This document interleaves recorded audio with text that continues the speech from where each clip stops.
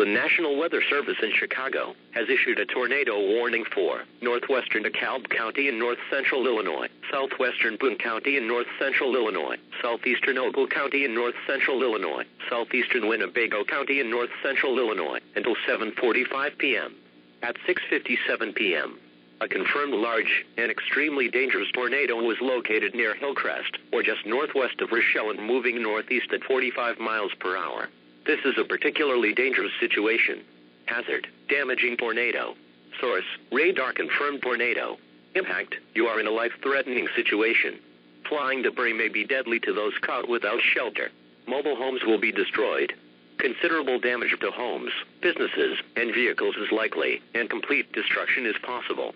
The tornado will be near Kirkland around 7:15 p.m., Kingston around 7:20 p.m., Juneau around 7:25 p.m. This tornado will cross Interstate 39 between mile markers 101 and 115. A large and extremely dangerous tornado is on the ground.